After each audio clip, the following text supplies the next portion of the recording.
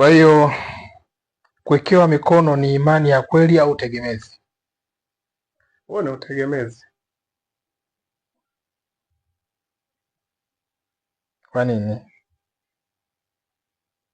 Maanake wewe si hauna nguvu, kwa hiyo unategemea mpaka mwingine akupe hiyo nguvu, kwa sababu pale kinachofanyika pale unabustiwa.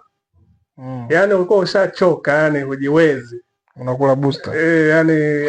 Yani ushawaza, umefika mwisho, ushafikiria umefika mwisho, umefanya, unaona haiwezekani. Kwa hiyo ni ngumu, yani hujui hata uelekee wapi. Kwa hiyo pale unaona pale nikienda pale naweza nikapata mwangaza mpya.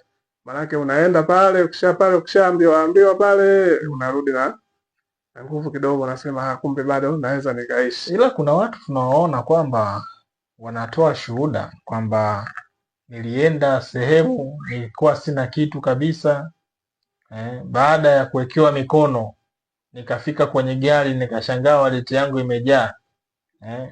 Sasa kama hao wanafanikiwa, kwa nini mimi na mimi nisiende kwa mtumishi na mimi nikafanikiwe kama wao? Yaani mimi nafikiri kwa hilo naweza nikalijibu, tuseme kufupisha ile mada. Nafikiri ingekuwa iko hivyo, basi watu wote wangekuwa wanaenda wanarudi na pochi imejaa. Wapo wengi wanaosema hivyo. Kwa hiyo kama kuna vipindi unavisikiliza kwenye TV huku kwamba kuna miujiza, ndio maana nasema kwamba ingekuwa sasa hivi hata labda Tanzania nzima hapa wote tuna hela za kwenda.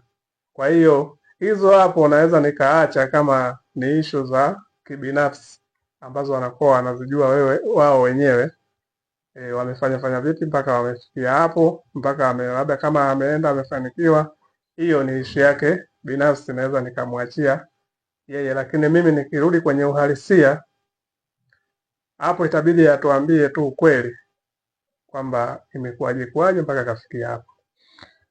Okay, sawa kabisa. Nashukuru sana kwa majibu yako mazuri ya kutuwezesha kujua kwamba dunia haihitaji watu wanyonge, kwa maana kwamba kwenda kuwekewa mikono ni utegemezi, na ina maana kwamba wewe mwenyewe huna nguvu za ndani, nguvu binafsi za ndani za kuweza kupambana, mpaka unaamua sasa kwenda kuwa tegemezi kwa mtu mwingine na ujui nguvu zake anazokupa ni nguvu gani. Kwa ni heri kila mtu akawe na nguvu binafsi ili asiwe mnyonge ama tegemezi la kwenda kwa mtu mwingine, wakati Mungu ni huyo mmoja ambaye anayemwamini mtumishi na unayemwamini wewe ndo huyo.